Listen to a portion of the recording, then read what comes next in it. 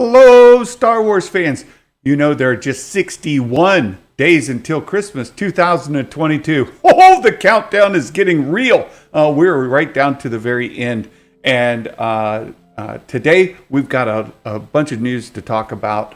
And that intro, by the way, I've got to give credit to our good friend, Mike, the Stan Shill Porter. Mike Porter recommended that song from Meghan Trainor for my intro like a year ago, and I fell in love with it instantly.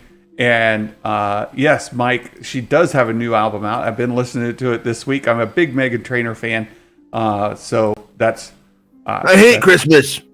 Her Christmas album is my favorite Christmas album right now. Play her Halloween album. Play her Halloween album. And just another thing. I gave Jason a preview of this, but I've got a new bit for the show now. Whenever there's can you guys hear the Meg's Cantina music? Mm-hmm. I can. Meg sings better than Meghan Trainor. I like Star Wars Megan. Padawan Trainer. I've got a new feature. You know, on EBN, when somebody says something naughty, they've got the no-no song. Well, I don't have a no-no song, but I've got something better, because when somebody misbehaves, and normally it's I like Christmas. I like Christmas. Megan is it's her job when she comes on our live stream to try to embarrass me and turn me the deepest shade of red she possibly can. I like Halloween and boobs. I'm trying to help you. Right, I get what you're doing. So when somebody's misbehaving like Jason is right now, we've got this to play.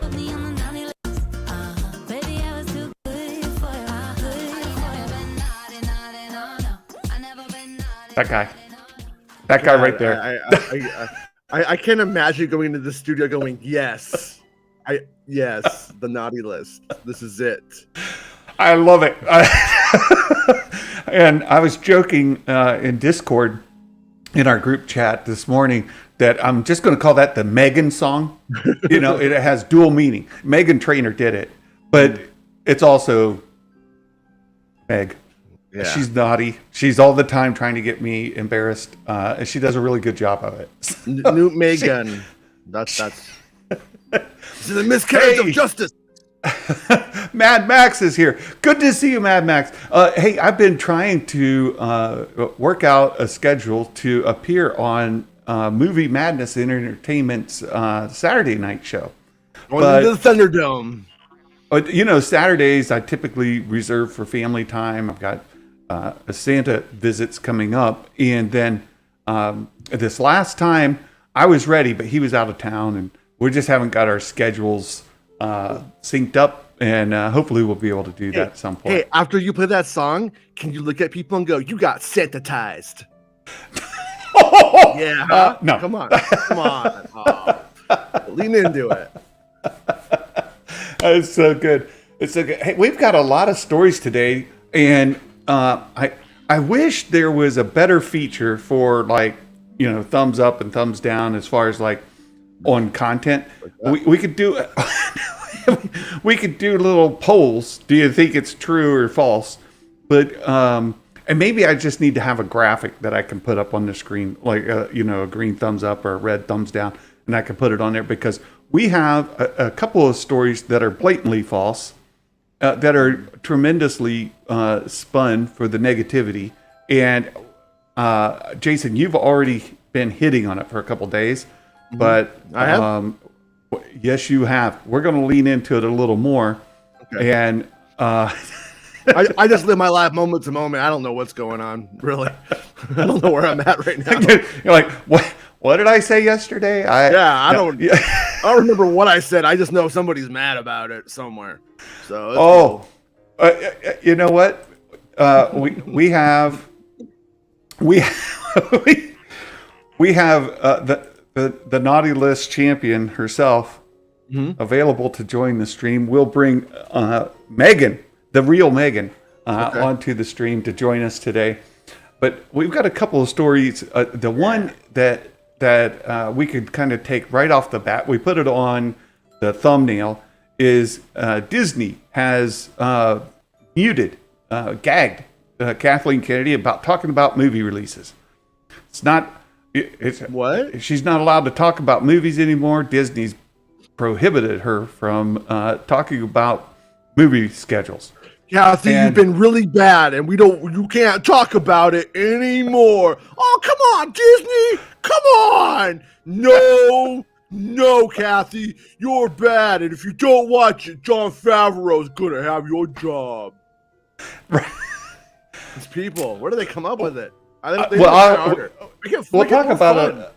We'll talk about it here just a little bit because there is JPEG are having an affair, and like she's getting whatever she wants, but now JPEG's wife is like, no, you can't. You got to come back to the marriage, and then she's like, okay, but I love Kathy, and he's like, no, she can't talk about Star Wars, and he's like, okay, like come on, just lean into it, guys. Get crazy. You've talked about it. Like I said, you've talked about this for a couple of days. Mm-hmm. That both Bob, Chapek and Sorry, Iger Nikki. I'm excited.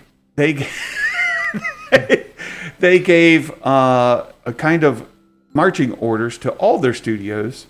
Hey, Disney Plus content. We need all hands on deck for Disney Plus content. And that happened before Paycheck. That's what I said. Iger to Bob Paycheck. It's a standing project. That's right. Yeah. That's right. And Sorry. And if you read here in the Hollywood Reporter's article, there she is.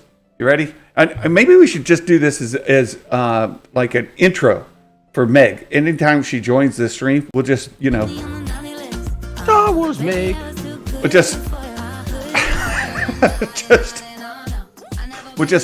that's Meg's intro now. Right? Every time she joins. Hey Meg, how are you today? Hello. Thank you so much. He's out of control. I tried to stop it. He won't listen. I think it's a great tune. You can't stop him. Yeah, is this going to get copyright stricken? I hope not, because it's only 10 seconds. It's just under 10 seconds, and it fades towards If anyone the end. strikes it, it's going to be Jason because his stream got struck the other day, and he's up for revenge. I got stuck playing a YouTube video. I don't know how that worked, and it was Star Wars Rebels Season 3, Episode 17 that did it. Of all of that stuff I played, that was the one. They're like, nope, can't show Contemplative Mothma from Season 3 of Rebels. That's too far. Well, you know the mistake you made, Jason, is not playing Episode 18. See, 17 gets Filoni all up in arms about it, so if it was one episode more, you would have been fine. Well, the way you do it is you've got to lean into it. You talk about leaning into it. There must be a big secret from 17 that they want to suppress people from seeing because it's a reveal, right? The wording, Santa. The wording. There you go. You said sorry. Something about traumatic at 17. I don't know what you just said, but your brain just turned off once I said the word. Yeah, sorry. No, that's a spoiler, right? There's a spoiler in episode 17, right? So it's when Mon Mothma talks, she goes.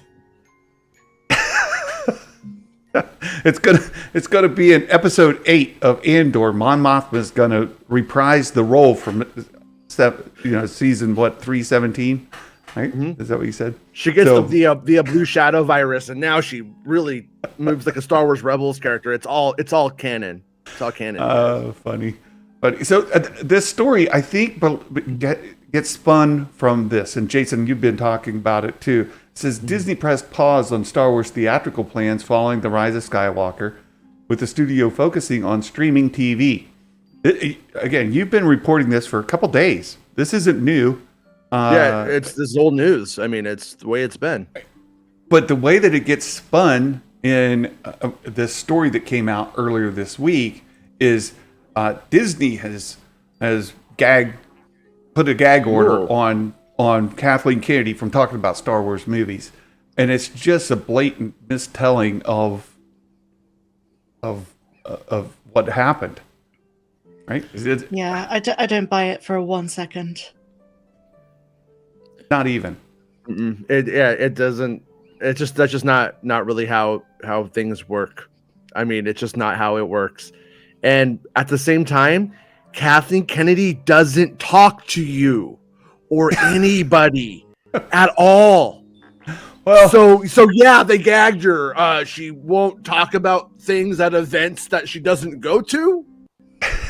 What does that even mean? Oh, at next month's Star Wars Celebration? Oh no, there's not one. This is so dumb. It's so dumb. well, You know what I was thinking this morning? There are so many like fantasies some fans have about Kathleen Kennedy being silenced. Like there's a whole image in their heads of how things like this go down, which is so far removed from the reality of the situation that she's like one of the most powerful people in Hollywood. Yeah, it's absolutely true. And I've heard people. Yeah, I think Meg, you posted it in our group chat this morning. Like because she's not on social media defending herself, and she's not going on press junkets defending herself. She's just ignoring all this nonsense, and she's doing her job. That people can say anything they want, and it doesn't get refuted.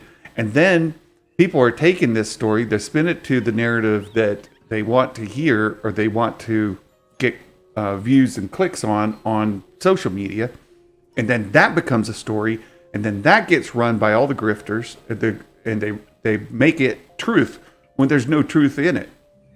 It's frustrating for people who want to report like what is going on. And you talk to folks like Jason or others who say, it's just simply not what's going on. I've talked to people who know or have familiar relationships with people, executives at Lucasfilm, who say she's a lovely person. She's wonderful. She's beloved. People generally like her. Might be a jerk. It doesn't really matter. It doesn't. If she's going to be a jerk or nice, the outcome is the same. I think what really shut people up was after that Luke Skywalker Mandalorian documentary, when Jon Favreau kept praising her and literally broke down in tears because of how nice she is. Yeah. People really didn't like that. Yeah. Yeah. So the other part of the story, and Mad Max isn't wrong here. Marvel did release several movies in that same time period, but I think they already had them in the pipeline. I don't think they were like in a writing room coming up with it, or even like getting pitches for movies that weren't scheduled that they moved forward with during the time. They had to kind of change track, and it's where they kind of fell behind Lucasfilm in pushing out Disney Plus content. And to this day, Lucasfilm's way ahead of Marvel with The Mandalorian than anything Marvel's released. Yeah, I mean, what's different is that with Star Wars, they pushed it too hard on the releases. It has nothing to really do with the quality of the film. Like Solo bombed out before anybody knew if it was good or bad. Solo was doomed out the door. I knew it was, like I said, because I had I could tell by like hits on the site kind of where the interest is at on things. Like overall, Solo never had it. It was always buried under like the momentum of the sequel trilogy stuff. Just never gained any ground. And it came out, and like the box office percentage was like not unlike the hit percentage to the interest. And so with Star Wars, they realized they can't really do more than one a year, and doing one a year may even be pushing it. So they decided to rest it. They didn't like the idea that Kathleen Kennedy is so incompetent that since 2018 she hasn't been able to get a Star Wars movie into production. That would have her fired if that was the plan, but that's never been the plan. The 2023 one, that bombing out, that's on the fact that they went with a writer director who then became unavailable though. That was kind of a nightmare scenario that really wasn't supposed to happen. But when you look at what Warner Brothers what's been happening at Warner Brothers over the last year, they're in a nightmare scenario, and that's just the reality of it. But I also one thing I'm tired of is Kathleen Kennedy coming out with these sock accounts. Like she has this one where she plays this girl named Nikki in Florida, and she messes with me. For a minute. She messes with me, and I'm just tired. As soon as he said sock accounts, I knew it. I was like, "Uh-oh, where's he going on this?" Nikki and Matt have both been misbehaving in the chat. I've been reading them, and there's no possible way I'm clicking on those comments. Just so you, it's just not happening. It's very funny. So no, the misreporting.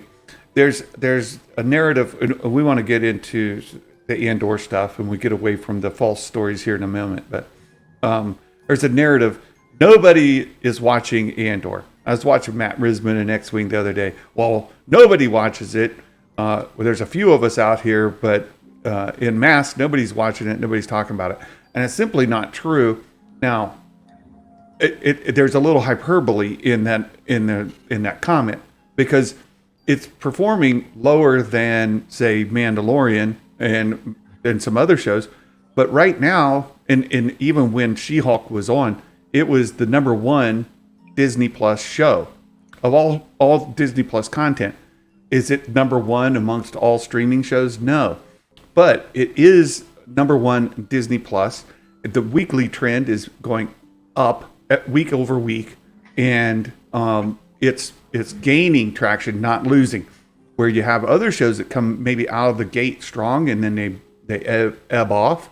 That's not what's going on with Andor. It's increasing, which means as it goes and more people come into that snowball, it would just continue to increase in size.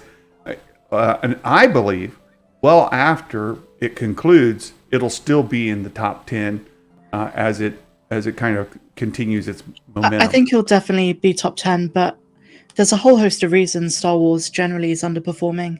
And it goes back to very simplistic reasons, like maybe people know what happens to Cassian in Rogue One, so they're not interested. The show's been marketed as not having any Jedi or the Force. And also just the decline in Star Wars fans more broadly online since 2019. If you look at Google Trends, it's like consistently downhill, maybe apart from two peaks between Mando, Season 2, Boba, finale, and Kenobi. But it's been generally a downhill trend since 2019. I don't want to flat out say that it's two boobs. You said two peaks. Two peaks pointed right up in the air, and then it slopes back down again after the sun is over. I don't want to say it's entirely the Rise of Skywalker's fault, but I hadn't seen that film since the cinema in 2019. And the other day I really wanted to watch a Star Wars film, but I've already seen the original trilogy, rewatched it over and over and over again on Disney Plus. So I was like, you know what? I'm going to give The Rise of Skywalker another chance.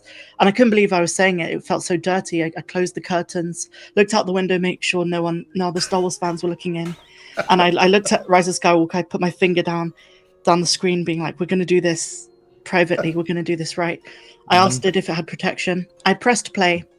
And at the end, I had post. It said no. Clarity. It said no. She still went in. Come on. Exactly. I had post Skywalker clarity at the end. I felt ashamed. I sat up in bed, and I just went about my day. Never again.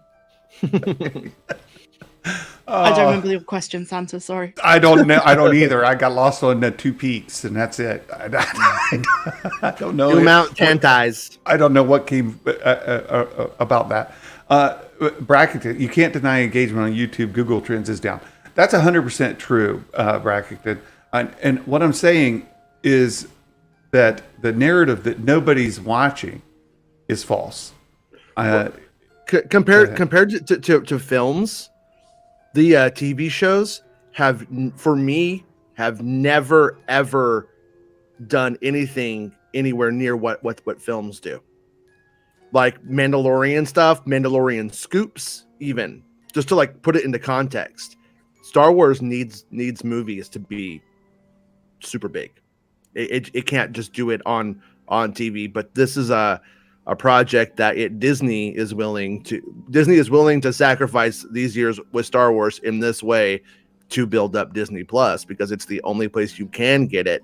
and there is the built-in Star Wars fan base, I almost feel like they want to train us, that the built-in fan base, to watch everything Star Wars on Disney Plus, including the movies we already own.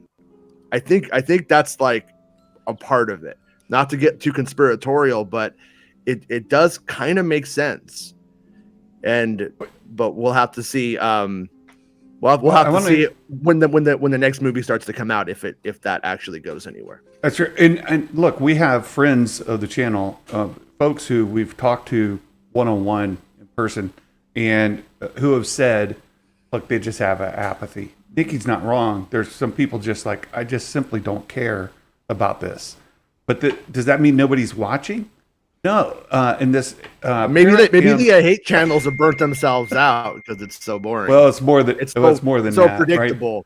Right? I think Meg, well, Andor's good, so you can't really do good hate videos on something that's good. That's another thing. It's a little bit hard. It's a little bit hard, but something's actually good.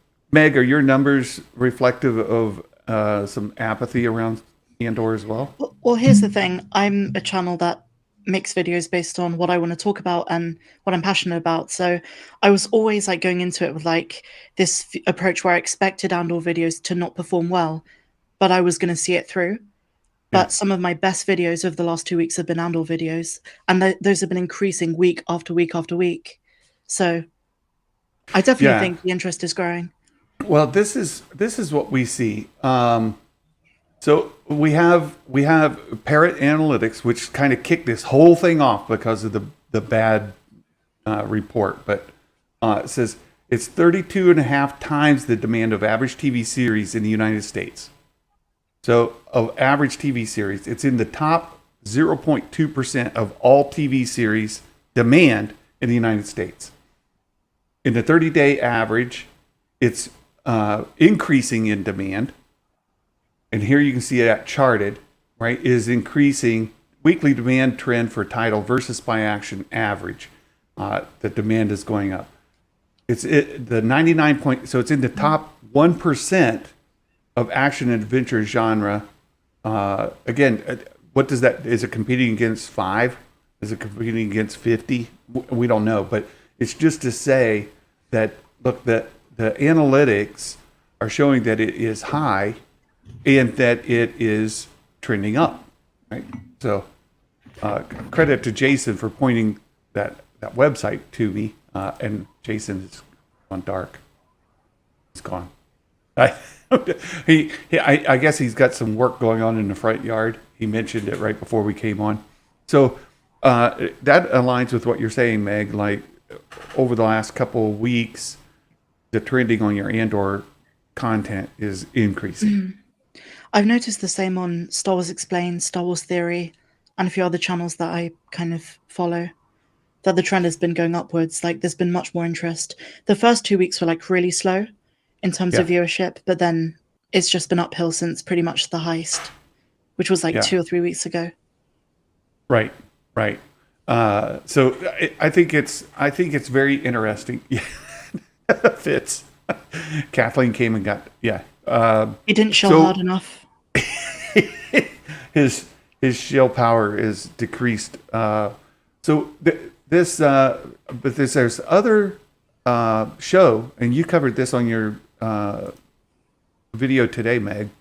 Is this the Secret Writers Room with Lindelof, right? And the rumor in this is that is going to be set in the post Rise of Skywalker era. Oh, that's kind of vague, and it's a rumor, but they don't rule out that it could include some sequel era characters. It could include Rey or Finn or Poe, right? Or it could include any number of or exclude them, right? Sure. It may not include any of them, right? It could be about none of them. It could be set way past the Rise of Skywalker. But look, I saw that Star Wars Newsnet, Lacey Gilloran put a tweet out. of all the sequel era characters, which one, if you could just pick one, which one would you like to see a post Rise of Skywalker movie based on? Out of all those characters, Yeah, so Rey, Finn, I know I'm going to get Poe. some backlash for this, but I've got to say Rey, just because she's the most interesting of those characters. Excellent. I would go with Rey as well because everybody knows I simp for Rey anyway. But I just miss lightsabers. right. And I would the part of me would like to see Finn focused on because I think his story has a very high potential to explore flashbacks to him going through clone or through trooper, training, right? Stormtrooper training, his life as a stormtrooper, relationships he had, maybe meeting post Rise of Skywalker, meeting some of his platoon mates or whatever, and exploring his character development further in learning his Force sensitivity. And so, if I could only pick one, it'd be Rey. But I'd prefer to have two and go with Rey and Finn.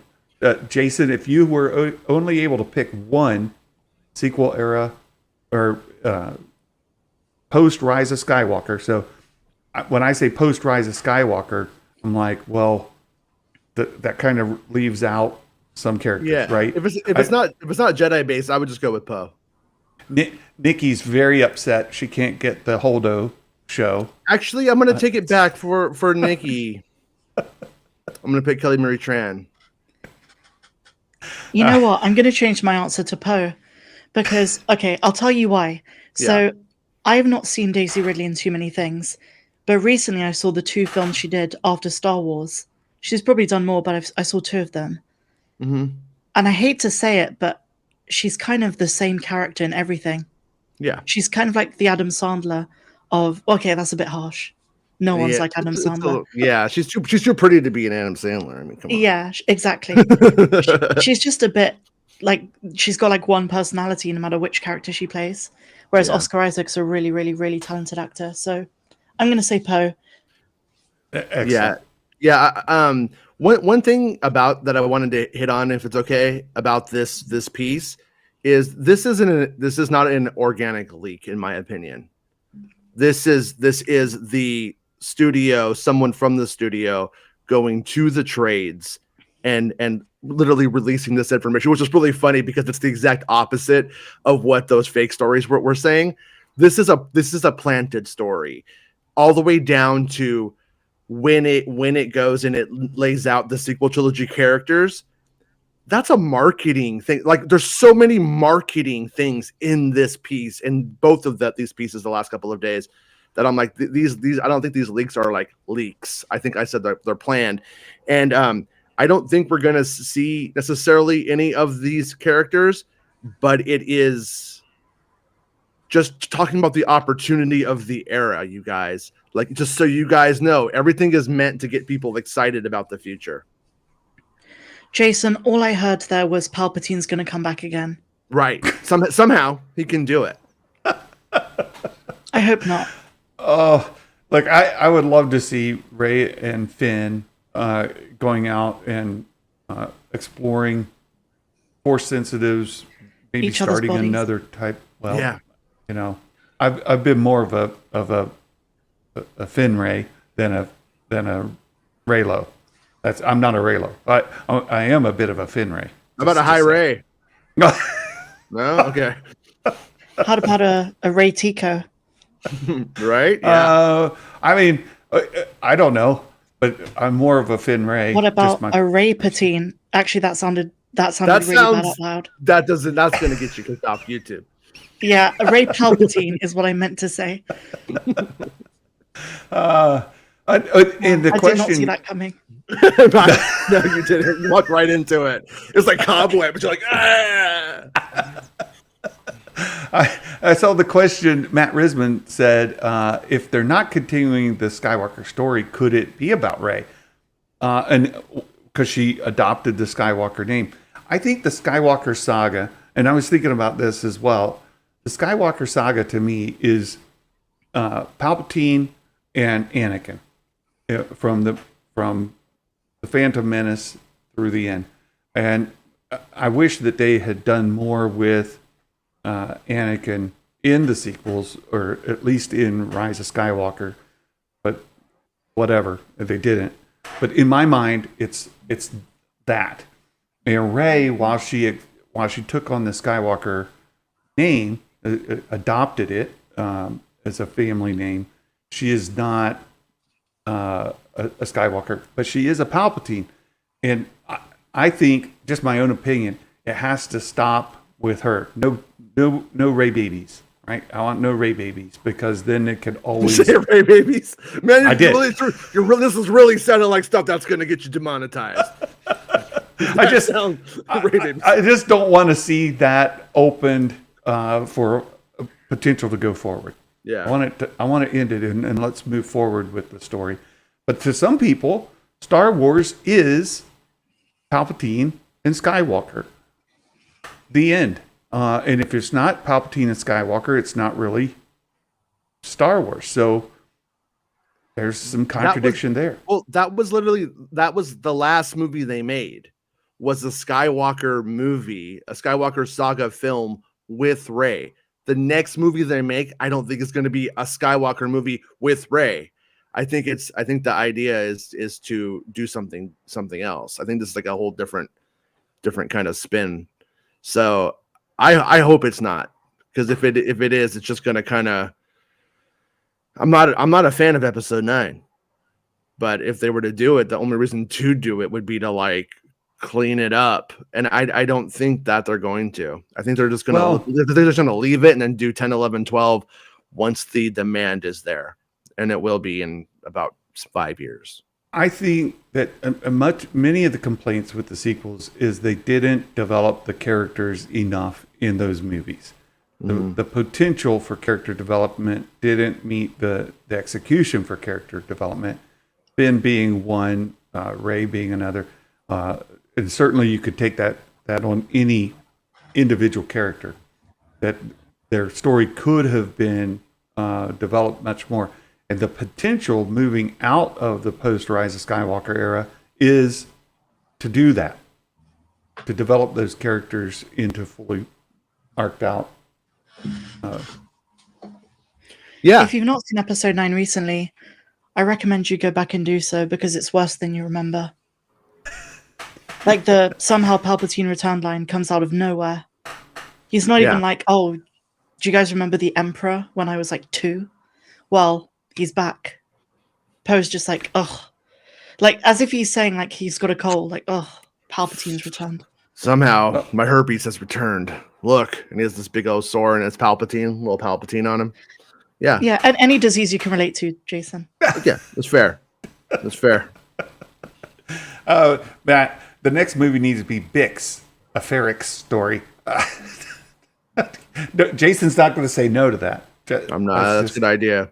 It's a good idea. So, the big saga. Look, the question then is, and Jason, you were reporting 2025, a movie is coming. Yeah, that's what I was telling you guys the other day, because this is kind of why. I didn't know it was the Lindelof one, though. I like literally asked my source, I'm like, hey, what's up with that Lindelof one? And like, it got all like, eyes got all weird, kind of about it. And I thought like, oh, I'm being told like, stop it on that one. You're dumb. And I think I was actually like on hitting the nerve. I read it wrong. Okay. But yeah, that's why I said there's going to be a movie in 2025. It's either going to be Taika's or this. I think this sounds like it's the one that has the most going for it, but it's still supposed to be the Taika one. Don't lose sight of that. It's still supposed. That's how this is supposed to go, and they're acting like it's a standalone. But hey, if it does well, we'll make more. I think it's a trilogy, but they're not going to market it as that in case they want to back out of it. They're not going to promise the trilogy on it when the time comes. That's what I think is actually happening. It's a trilogy unless it doesn't perform. And then so the first one will be written to be a standalone by itself adventure, so to speak. Sort of like what kind of happened with Kenobi as a film. where it was developed as a trilogy and then put down to a film, then to a series, and then now they're trying to work their way back into making it more. So, You know what's really scary? mhm. Is the possibility that eventually Disney's going to remake the original trilogy. I don't think they'll do it under Kathleen Kennedy. I think she would be too. I think she's smarter than that. Well, I think not only eventually that, they will. Yeah, eventually you might be right. I'm not Eventually, sure. eventually. I mean, they remake everything, because then it's like oh, here's your Star Wars mug with Mark Hamill, but now it has that guy from that Disney movie you all like, so we made him Luke Skywalker. You know? Let me just put the brakes on that a little bit. One, if they're going to do anything with the original trilogy, please just release the original release of the original trilogy. And after George is passed, and after all those contracts come to an end, give us the original release of the original trilogy, please. But you could say The Force Awakens was a bit of a retelling of A New Hope. It's been a criticism The Force Awakens gets. If they're going to redo the original trilogy at all, I would say it would be a retelling set in a different era, different characters, different names. I think you nailed it. It'll be the same stories. I think you nailed it. They already did that, though. Yeah. Like, exactly. That's what The Force Awakens literally is. You say that, but think of all the films from the 20s, 30s, and 40s that got remade in the 2000s. It will eventually happen, I think. Eventually, I think you're right. Like I said, I don't think it'll happen under Kathleen Kennedy. I think she would be too. I think that would be too sacred. That would be too big for her to mess with, from her perspective in Hollywood. With remaking George Lucas's movie, I don't think she would do it personally. But I think you're right. I think eventually there will be some creatively bankrupt management at Lucasfilm. It will eventually happen. I mean, these things always go that way. Like, for all of the moaning and crying that people do about how bad everything is, look at other franchises and how it goes and how they get rebooted, like truly rebooted and stuff like that. We've never hit that place with Star Wars yet. But we will. It's inevitable. Like, eventually that will happen. Eventually things will suck.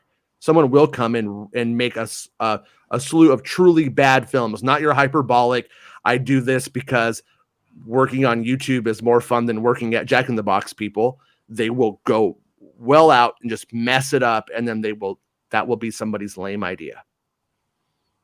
I think it will happen. But the thing about it is those movies, they spend right now all of their time trying to emulate the magic of those movies, trying to modernize them in certain ways, but then realizing, oh, we went too far, or we didn't go far enough, and that kind of stuff. So I don't think anybody would be foolish enough to try to do that right now. I think it's going to take technological evolutions and revolutions to make the movies truly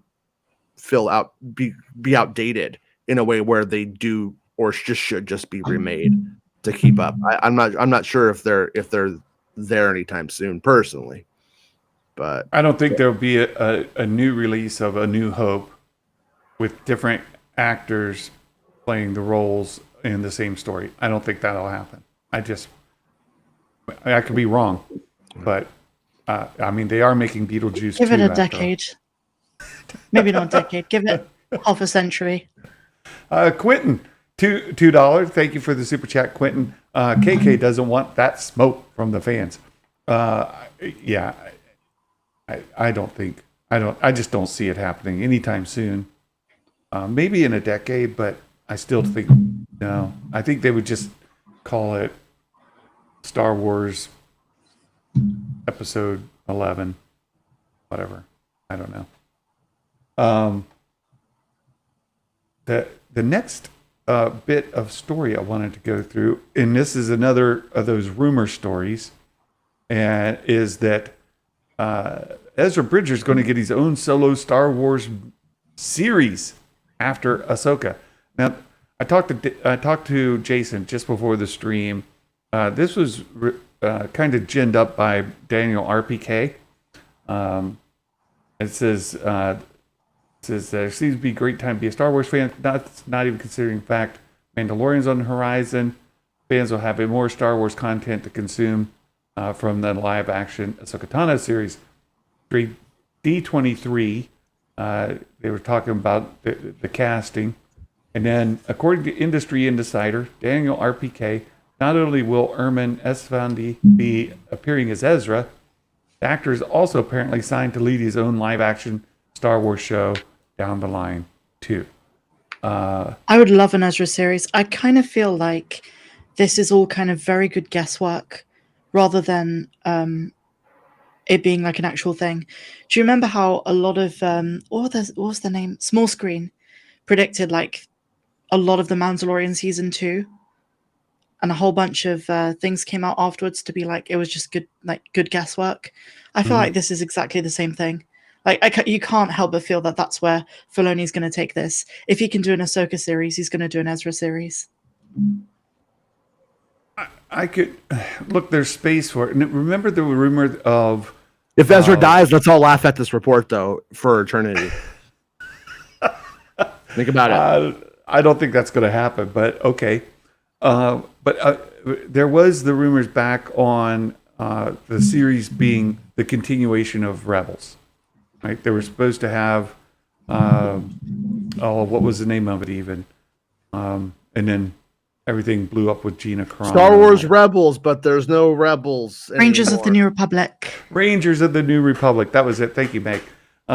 Rangers of the New Republic was supposed to be a continuation of the Rebels animated series. But then it kind of fell through, and then they said, No, it wasn't. Who said that? That's bullshit. That's not true. That was never true. Rangers of the New Republic was never a continuation of the Rebels show at all. I'm sorry, it just wasn't. I don't care whoever said it was talking out their ass. It's just not true at all. It was a narrative that was out there. And when not true. They said they were going to take that story and break it out into other series. And so then like the Ahsoka series comes along, and we know there's going to be tie-ins to Ezra. Imagine Lucasfilm. Hey, let's all get together. Okay, I need everybody to make a cameo board. We need a cameo board here, or this show's not viable. What's the concept of the show? Doesn't matter. Get the cameo board going. Once the cameo board's set, we can work out the plot then. Wow, this makes sense. This is how storytelling works. That's how it works with the Lucasfilm Story Group. And then they all high five. Like, it's just not. That's BS. Jason, I do have a question.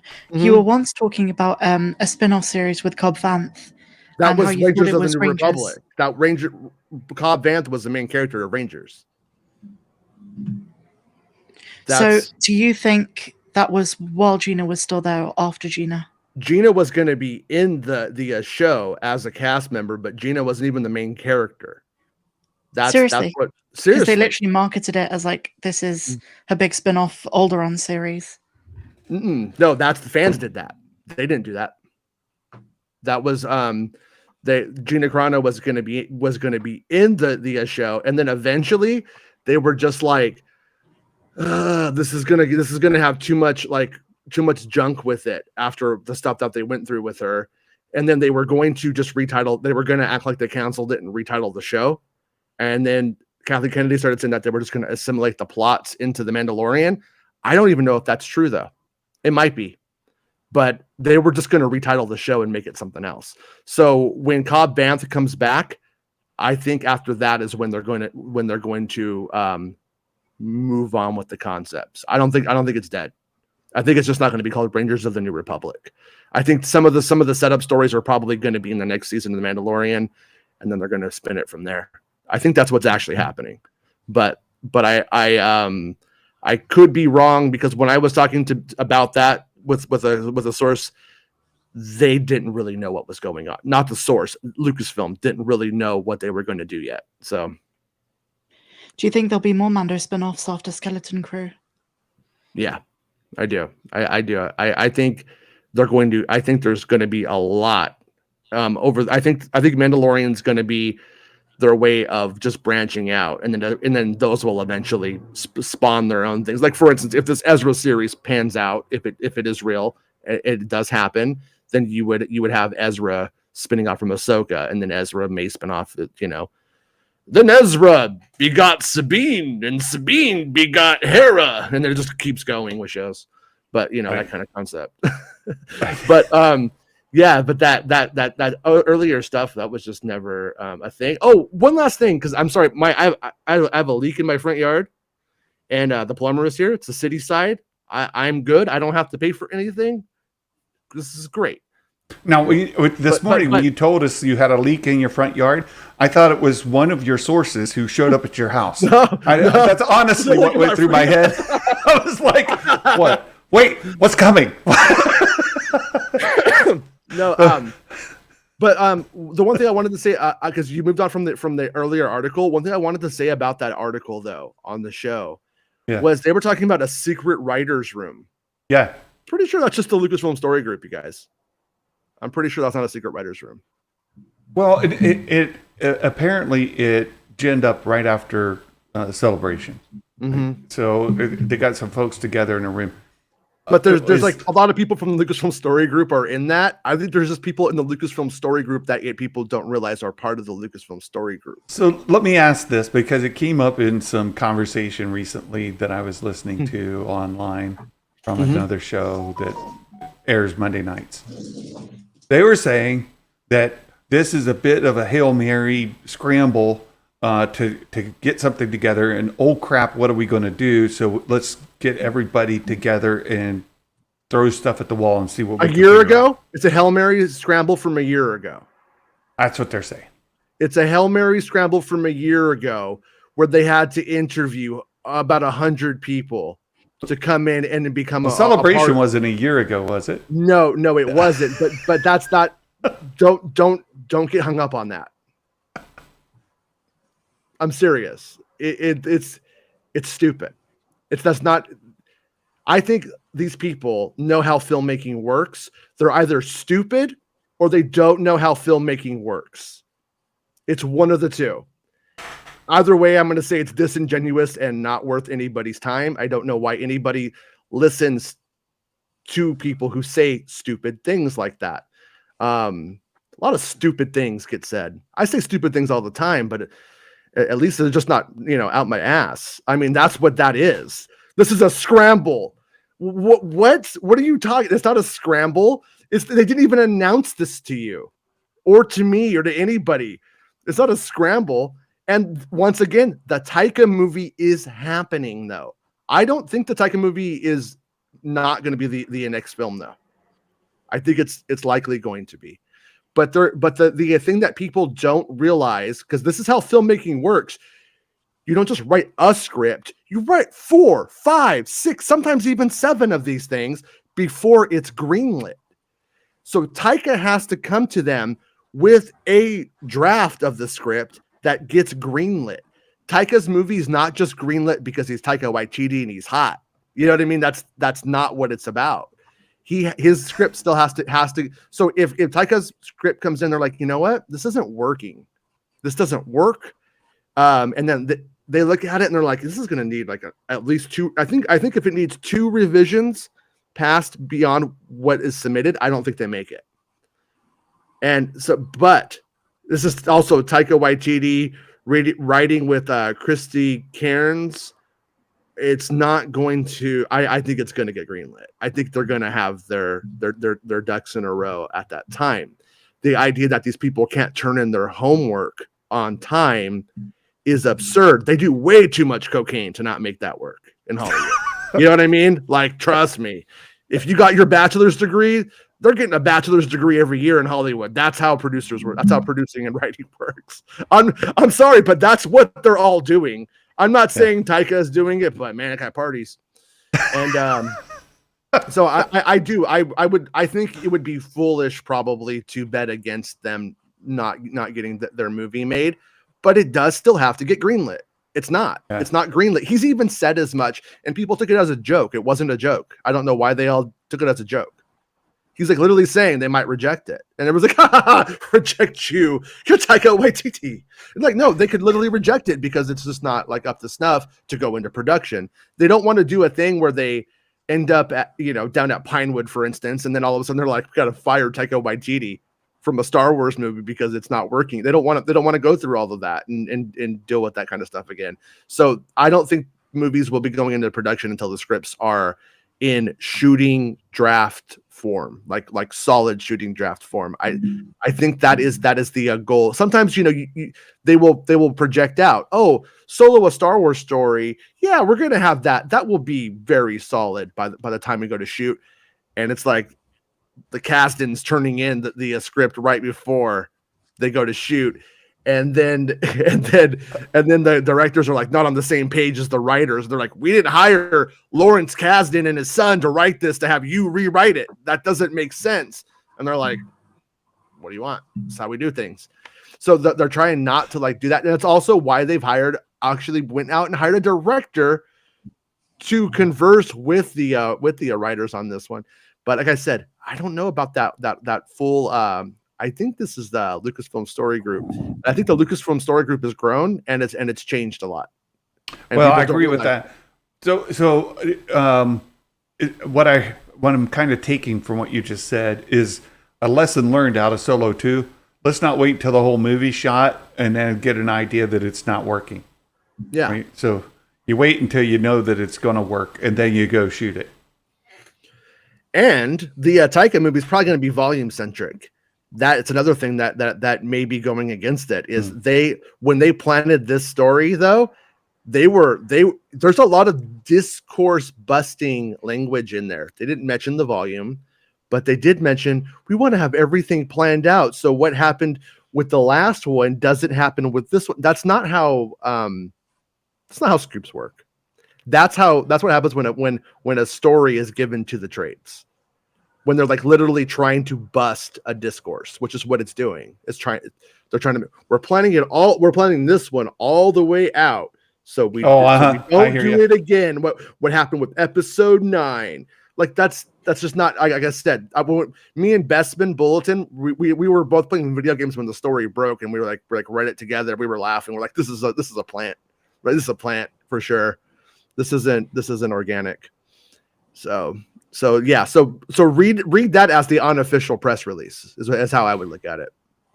We do have a bit of breaking news. Yes, Bryce Dallas Howard confirmed that she is Yaddle.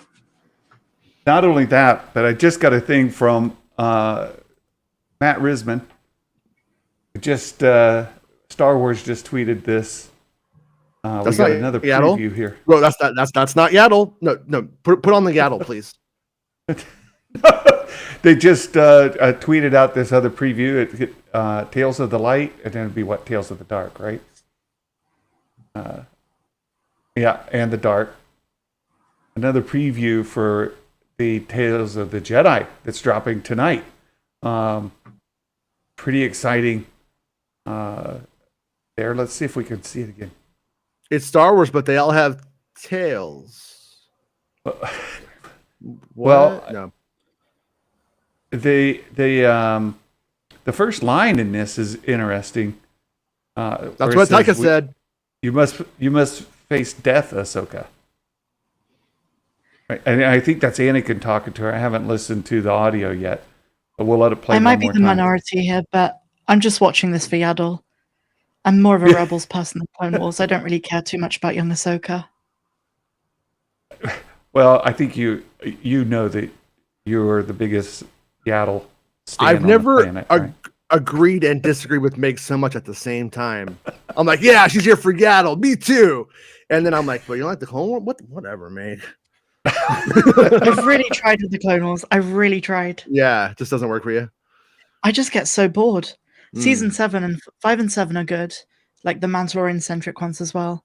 Mm-hmm. But I just get so bored with Clone Wars. It just feels too kiddie for my liking. And yes, even the Pon Krell scene of the Umbara arc, it's just a bit boring. Yeah.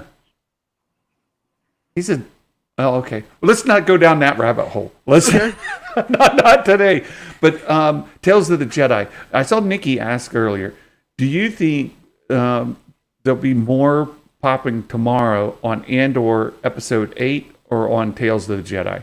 In social media, the YouTubes I'm and hopping on a tail. Twitters. The cartoons never do anything near the live action at all. So the social media interaction, Andor doesn't give you dumb stuff like, is Cad Bane gonna come in this one? And so the social media interaction. Don't talk bad about Cad Bane. I love Cad Bane, but it's not. But it doesn't have that. We're not asking. Nobody's asking. Oh, the Shore Trooper's gonna show up next time. Like it's just not that. You know what I mean? Like that kind of series. Yeah. Like what is gonna show up? People don't really. It doesn't have that. So it ends up being like just a discussion on the actual what was on screen. But that said, like numbers wise, like if Tales of the Jedi does twice as good as Bad Batch, I still don't think it's really gonna chart compared to the live action stuff. So and don't let Twitter deceive you. It'll just be full of people screenshotting random things of like Ahsoka and Count Dooku being like, look how awesome they look, and then 10,000 likes. Yeah, whereas like nobody's doing that for Stellan Skarsgård. Look at his cool wig. Like that's just not like really a thing. So well, there was one thing though. There was one thing in episode 7 that I'm seeing people caught on, and I saw it yesterday. And StarWars.com had it on the thumbnails. Is you can see one of the Temple Guard helmets in the collector room, right? Mm-hmm. The Grand Inquisitor. Oh, so exciting to see that. Yeah, that's a wig on top of a wig. That is the Grand Inquisitor with white people makeup. Jason, Caucasian people makeup. I don't know. Did you see that really long comment by someone? I think it was actually it wasn't on your post. Someone posted this really long thing where like they do this thing where you think they're saying something, but then at the end it's just a shit post. And they were like, Luthen is Palpatine. I was like, oh, fuck.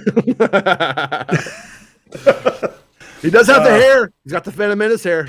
I'm just saying, like, they are putting little Easter eggs in Andor. He's Palpatine's brother. And I saw Meg just kind of having fun with the theory of who could Uncle Harlow be. Harlow be.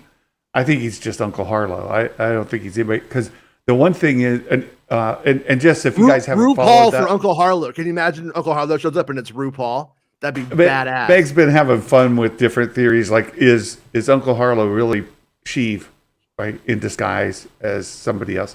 He's a person of influence and all of this, and his sister wouldn't be living in that apartment if it was the Chancellor or the Emperor. But he might not care about his family, and so he evil. looks like a Harlow. It'd have to have a second or a third identity, right? Like it'd have to be a completely different identity, because as Cyril's getting his job, the little supervisor guy there who's walking down says, "I just talked to your Uncle Harlow this morning," and blah blah blah blah blah. That little supervisor guy working in the bowels of wherever in some bureaucracy doesn't have an open line to Sheev like this. He doesn't. So. Oh, ye of little faith. You'll see when Palpatine shows up wearing like his gowns from back in the day, you know, when he pretends to be human again. Yeah. And he's just like, you know, Cyril runs up to him, Uncle Harlow. He's like, there you are, Cyril. A surprise to be sure, but a welcome one. And then Palpatine gives him a noogie. And then Cyril's he'll like, do you look have over. anything for me, Uncle Harlow? And he tells him some riddle. It's just He'll some look wholesome over story. to Cyril and say, "I'll be watching your career with great interest." Then we have Palpatine talking to Darth Vader. He's like, "I am so evil. My nephew is a security guard." And they're like, "Man, dude, you really are evil. You don't even. You're so evil. You don't believe in nepotism. That's crazy." I've got a joke for you, Jason. What Yeah. did Palpatine get his fiance on Valentine's Day? A Palpatine? That was a good one, but no. Unlimited flowers. I like it. So we have, yes, Matt. He looks Cyril like an is Uncle a Harlow. flob. That's all I'm saying. Like, I look at Jason, he looks like a Jason. I look at Santa. He might look like a Brian to you, but to me, he's a Rodney. He's a Rodney. Definitely a Rodney. Yeah. I've shared too much. That's why these guys know. Oh my goodness. That's true. I do look like a Rodney. There's a reason for that. So in the episode guide for 7, there's this flob is described. I saw that. Is that Cyril's mum? Matt Risman. Matt posted it in Meg's Discord under the Andor spoilers. Here it is. Let me open it and share this so everybody can see.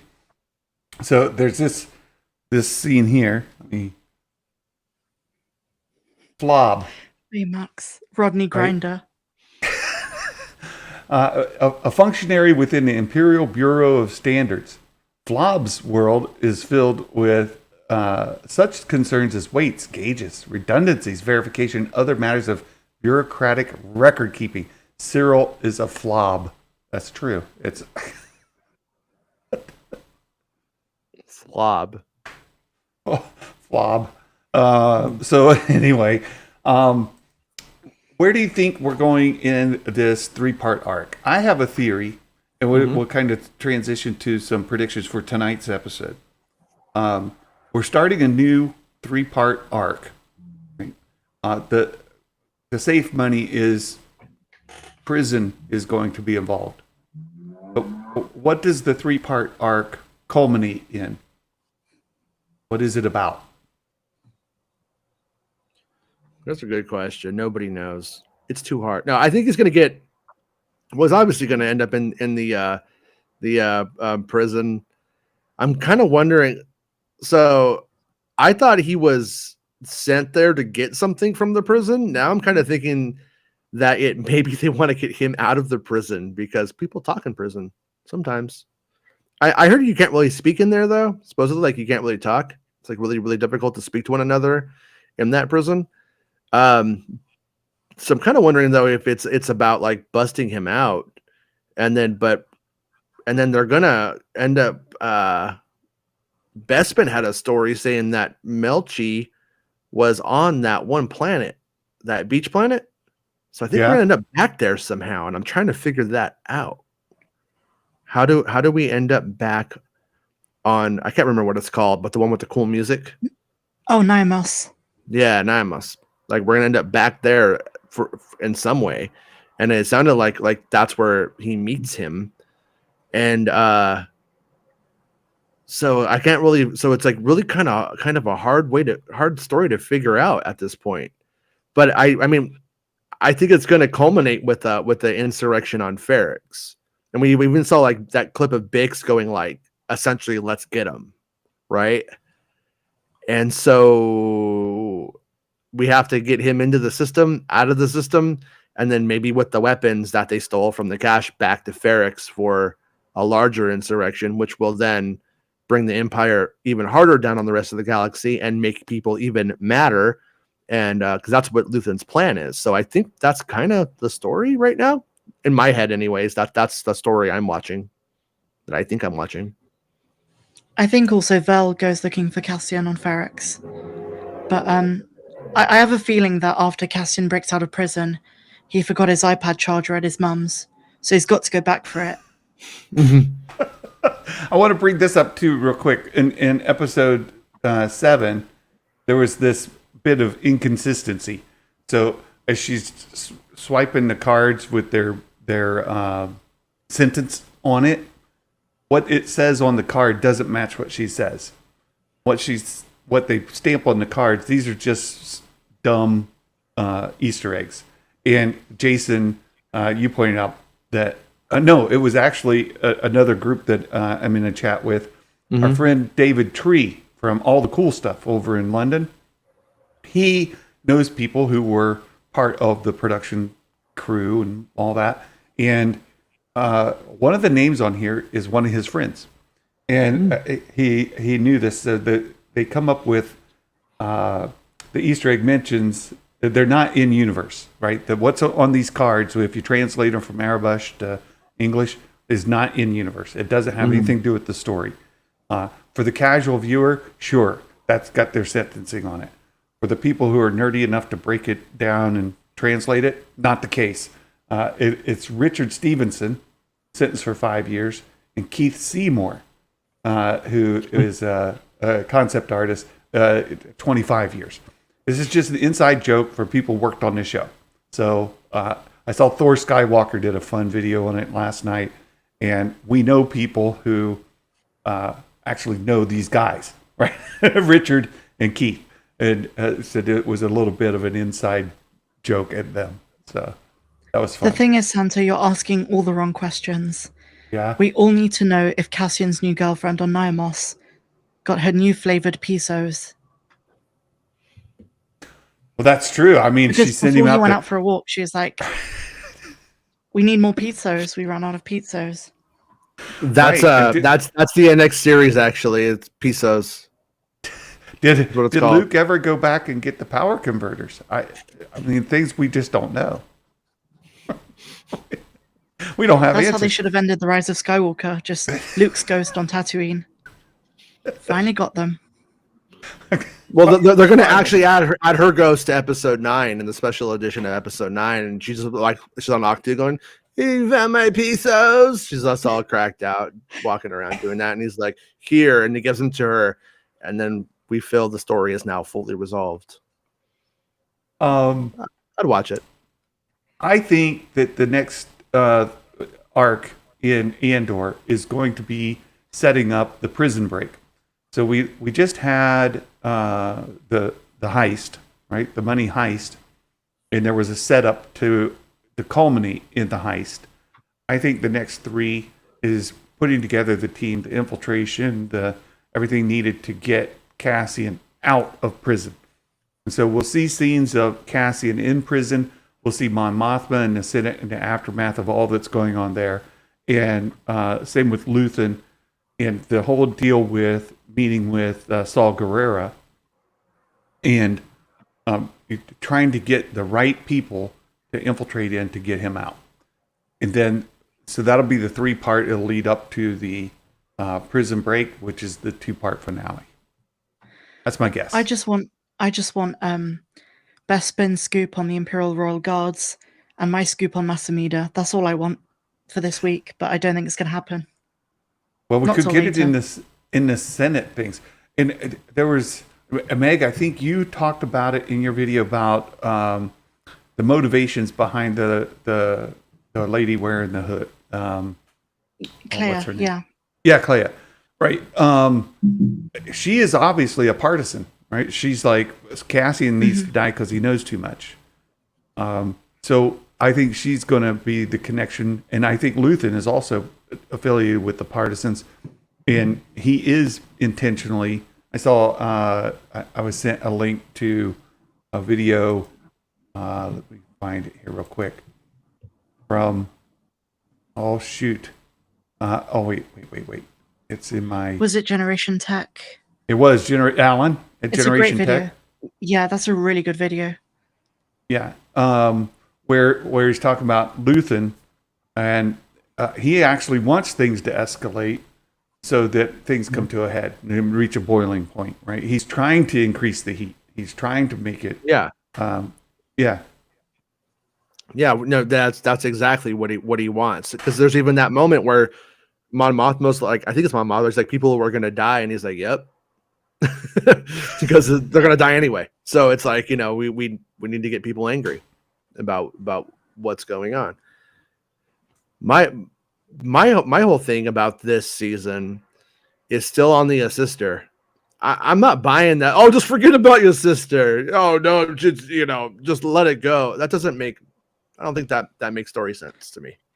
Jason, that's so interesting because I was with you until probably the last episode because I was like, they're gonna do the sister thing. Martha brought it up again, but then I'm thinking it's so Tony Gilroy for him to have Martha say, "Just forget about your sister," and for that just to be the way it wraps up.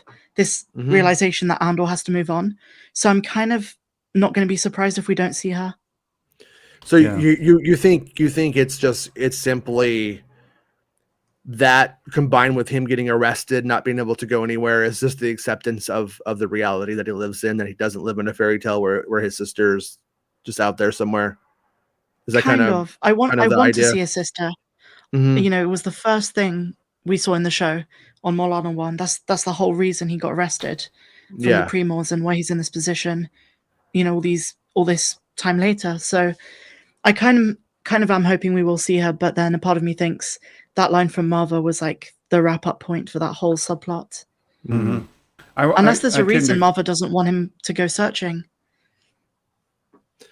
Because I don't really I don't really necessarily buy into like there's this whole secret subplot that we should like all get wrapped up in and start theorizing and then be disappointed when it doesn't happen. But Luthen does. I mean, Luthen is already done his Andor homework, and the Andor homework part is the part that I can't kind of let go of. Was he just doing Andor homework, so to speak, because he wanted him to join the rebels, the resistance? Is that all that it was?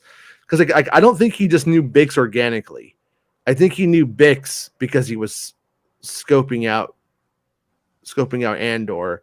And so I kind of keep feeling like that she might be a carrot on a stick for him still. Like I keep expecting Luthen to use that over him as leverage. As I wouldn't be surprised if it goes that way, because I don't think Luthen ordered his death. I think what's her name, Clea, is just doing what they do. But I think it's going to make it messy at a crucial point. When it kind of realizes it, I wouldn't be surprised if Vel doesn't go through with it in the end, because Vel does seem to be good. I agree with that last bit. I wasn't following you on the Bix stuff personally. I think it's a transition from his past to the hero's journey. And you mentioned this the other day, and I thought you made a brilliant point about it. Is that he's rejected the call, and now it's about him being forced into the call. Right. So his mind was on his sister, on things, doing his thing. But it's going to be shifted to a new cause. And the hero's journey is going to come to him that way. So real quick for tonight, just to see where the trends are going. So for the predictions, and Baymax has put it in the chat as well as in the description here. For the predictions tonight, nobody beat me last week on the predictions. What? It's fixed. No Wall of Fame. But we have a few people people are just making bad choices. I tried to give people a heads up last week. Like, I think you guys are making mistakes, but nope. So where the trends are going, it just generally, we don't have to go in depth on these. It'll take too long. But if you think the trend is accurate or if it's wrong, a stormtrooper gets killed with a blaster shot. We just saw an arrest. I say I agree with the trend. It's not going to happen. What do you think? I voted yes. I haven't decided yet. I haven't done my form yet. Me and Flob have to do it on the show today. I think we're not seeing people come up in arms yet. And so I don't think that'll happen. Yeah, if we end up in the prison, I don't think we're going to see the stormtroopers shooting people. I don't think they're going to be prison guards. Yeah, I don't. That's what. Although they are prison guards in Rogue One, though. And I think we're going to see the Senate scenes. We're going to see trying to recruit, going to Saul to get people engaged. We're going to see the planning for the prison heist. So that's where my mind is. But a droid's referred to by name. No, I don't think we're going to be around B2, and I don't think anybody's going to be doing that. Hyperspace tunnel from inside a ship. We're going to see travel around. Can I make a prediction for the first season? Go ahead. I think Marva's going to die. Yeah. Oh, no, she's going to face the Empire, and then she's going to get shot. No, I don't even think that's a prediction at this point. I think it's like they were telling us, because she's like, she got her cane and her gun. She's like, I'm gonna rebel. Like it's totally going that way for sure. I think you're 100% on. I'm on. I think so too. If that doesn't happen, I'll be like, well, that was a dumb red herring. What was the point of that red herring? Like, you know what I mean? I can't see a value to the red herring of that story part. You know. The irony is that he inspired his mother's rebellion, but for the wrong reasons. He just wanted the money. Well, that's true, and he landed the money and said, "Okay, we're out. Let's go live the good life." And then you see how that ended. And it put her deeper. It put her in. Like he's like, we're out, and she's like, I'm well now I'm way in. Yeah, it's funny. That It's a scene good part. goes way harder than it should do. Mhm. When Andor's like, she's like, go and find your peace. You know, you're on a different path to me. And he goes, but I won't have peace. I'll be worried about you. And she tears up and That's she's love. like, but that's just love.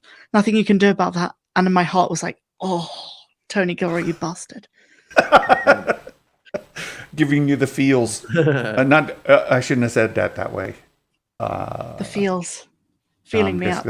Yeah, no. it felt mega. Tony Gilroy felt mega up in that moment. I think we could all agree. Yeah. That's where I was afraid that was going. There you go, both of you. We did play our naughty song. Oh, there we go. Both of you. I couldn't help myself. I've been wanting to do that for a long time. Agree or disagree with the trend on hyperspace? I agree with the trend. Everyone's voting no for everything. Yeah. Space battle? No. That's a good. Here's a yes. We see a named character. So I changed this question. We're saying it was a cameo, and cameo is too hard to kind of define and lock down, especially with Gilroy. He brings characters into the story because they have a purpose. They have They have a role. He's not just giving somebody to give people all excited about cameos. So that became too difficult to kind of ferret out. So I just changed it to, we see a named character from another series, movie, novel, comic, excluded Cassian Mon Mothma. So included could be Enfys Nest. Sure, Enfys Nest or Saw Gerrera. Saw Gerrera would count. What about a porg bounty hunter? Would that count? We know Saw Gerrera is coming. Will he be in this episode? This sort of sets up that cameo or that character appearance, not cameo. The same applies for Masamita, right? He would fulfill the question. So because he comes from another. What about Uncle Harlow? No, Uncle Harlow doesn't exist outside of this series. This is Believe his it or not, series. he exists in Legends. He does Really? actually exist in a Legends comic. Someone pointed that out to me. I thought they You're were kidding. joking. They weren't. I'm No way. serious. If you Wikipedia Uncle Harlow, there is an Imperial officer with that name. So Okay, it's a matter of debate if it's the exact one. probably is. Interesting. It sounds like it probably is. And he happens to be an Imperial officer. Sounds like they're. Yeah, I think it is. I'm gonna bet. So on here's that. another yes, partisans in the episode. I think that's likely. Flashback scene. Star Force One is here. Star Force One. Hey, that's your buddy. The best Star Wars lore YouTuber. He actually did some content for you when you were on holiday once. Yeah? He did. And I thought you were going to have him do some more content for you, but you've been greedy. You haven't had him. It's actually the other way around. I'm meant to be recording a video for his channel, but we just haven't worked out the deets yet. I think every time we go in contact about it, we just both didn't have any ideas.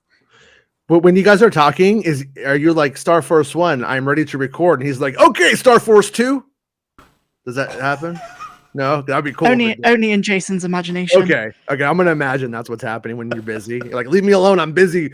I'm working on the Star Force video. I'll be like, okay, Star Force 2. Star Force 2. He should have a second channel with that name. Mm-hmm. Yeah, he's on this channel is so when I get demonetized we're going for deep Meg's lore content. on the big scene, the lore of the big scenes. That'll do it. What were they doing in there? Star Force 1? Give me the lore. Alternatively, he could use the second channel for all of those types of videos. So There you like go. the 10 characters with the best tits in Star Wars. Number 1 through 5 is Bix. Yeah. And then The rest who is has Padme. the Olympus dong in Star Wars, and it's Tim 10 times. Well, or is it? Go back to Tim. one of Meg's previous videos. Or is it Darth Vader? I don't. Oh, what yeah. Oh happened? no, he's got a That video. robot one. Got a robot one. Yeah. Flashback scene. I think that's very, very likely, right? Someone steals something. I think we're past that. So on the flashback, you think when Cassian gets put into prison, he's going to flash back to when he was incarcerated as a child? Yeah, I do. Is that your that does make sense. His dad Also, just a died. lot of people voting yes for a new planet. I just don't see it happening because I think the prison's on Ord Mantell, isn't it? Well, there's a theory that it's on Ord Mantell. It very well could be on Ord Mantell, but it may not be. I don't think we know that. Sort of depends where you lie on that question. True. Baymax, I believe the terminology is power bottom for C-3PO. Power bottom is what you were looking for. It go back to one of the earlier Hasbro figures they released, and the card back for that is famous for 3PO being well endowed. Mm-hmm. If you're unfamiliar with it, he gets those like red Sith eyes too. It's weird. It's scary. Kind of hot though. Gilroy's not been doing this. Another species. He's not been doing that. Clone troopers, stormtroopers, shore troopers, all of those count. So let me ask you this: if you're going back with the flashbacks and the prison stuff, you think you're going to see clone troopers in that?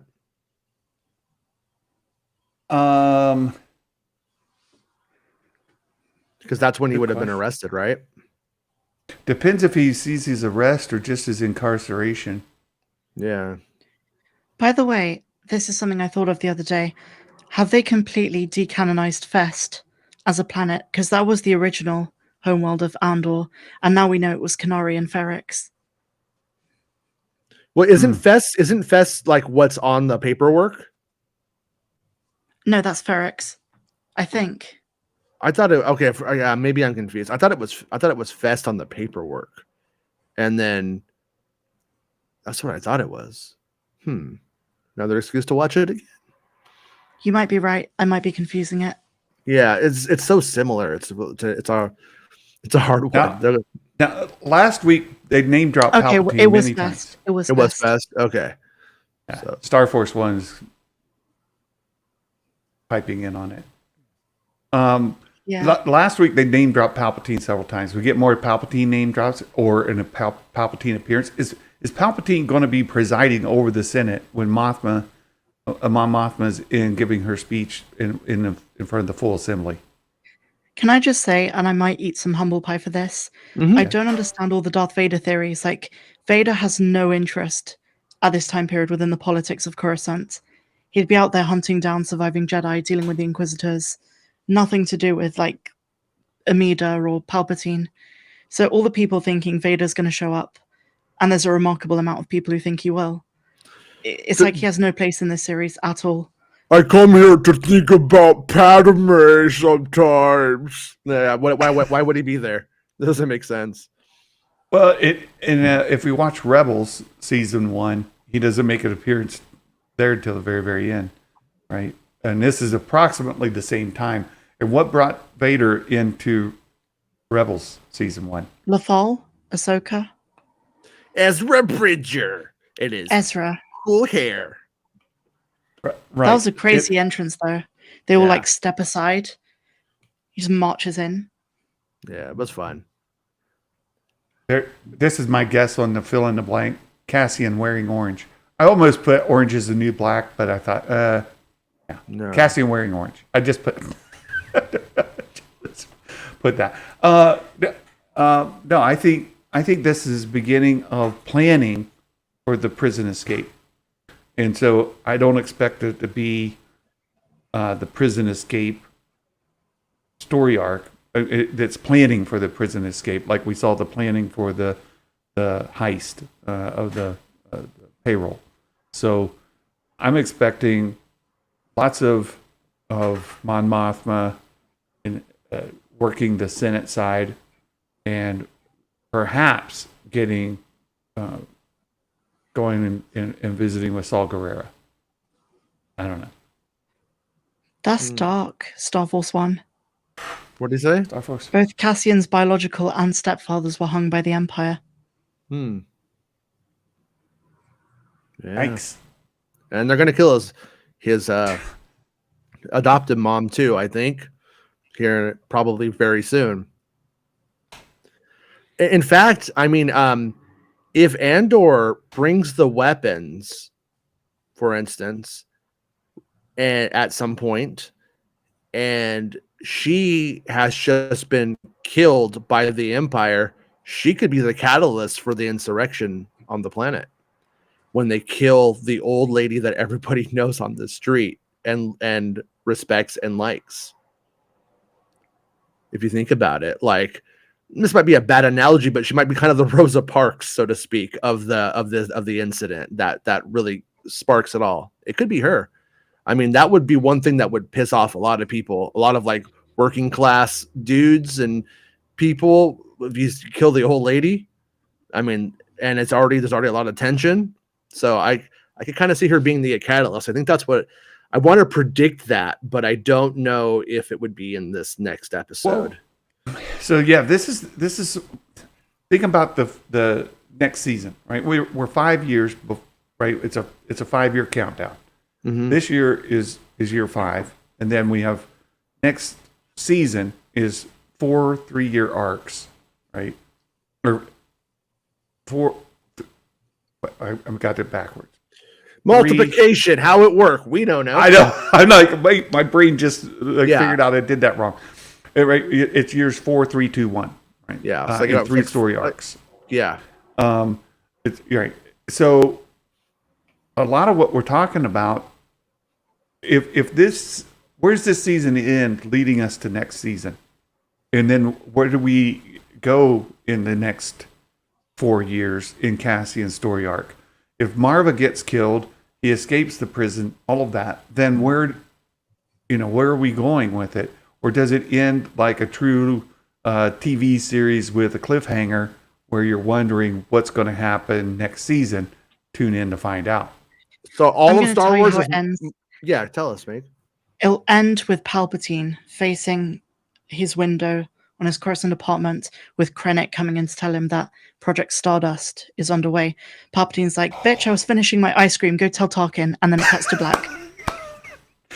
Meg, make it happen. I would love to see Krennic. That's another I would love to see I'm calling Krennic it though, there'll be a big cameo right at the end.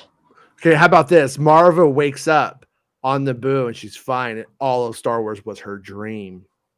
What? I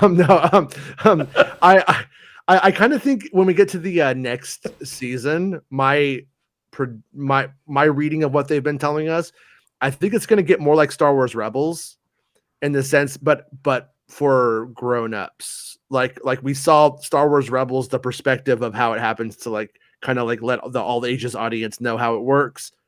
All of the Rebel Alliance coming together and how we get to the Rogue One situation and the base and how everything is funded and stuff. I think we're going to do that, but I think we're going to do that in these like years, because I think once we get out, I think this season is like the personal life of Cassian. And I think that's why it's ultimately called Cassian. But I think once we get to season 2, it's got to step beyond Ferrex and get more big picture, maybe. I agree. I think it's going to be like very fast paced come season 2. Mm-hmm. And a lot of the payoffs will be in the second season. But I've been really enjoying the personality building, the story arcs. I'm more invested in these characters than I ever thought I would be. I mentioned it in my video today with Mon Mothma. I didn't realize just how complex the character was. And it's kind of a blessing she's been given this second chance to come back, because George cut all of her scenes from Revenge of the Sith. So she's kind of proving how versatile she is as an actor. And I watched them the other day on the stream, and I watched them before to put them on the stream. I was like, we should watch this on the show. And as I was doing, I was like, she's good. Everyone else is terrible in those scenes. Jimmy Smits is bad in his scenes with her. George Lucas's daughter's like, we are brave, Your Highness. And it's all really flat. But she's consistently good. It's kind of a shame that and we're not ashamed, but I'm glad she's getting the recognition now for being a badass actor. She's really good. Like she's amazing. She's all of them really are. Strong. The acting's been the best part. Yeah, it has been. I have a Mike Porter dad joke. Yes. Star Wars edition. Do you Finally, know, finally, it's been Yeah. weeks without a Star Wars one. and this has an Andor tie-in. Season 1 Andor tie-in. Okay. So, do you know what they say about trying times in the Star Wars galaxy? Here today in the Empire, Lieutenant Gorn with the rebels tomorrow. I like it. I like it too. Good job, Mike Porter. Good job. That was really good. I appreciate it. So I think we're going to call it here. I've got a really busy schedule coming up this week, and if you two could hang out just a little bit right after the show, I'd run something by you real quick.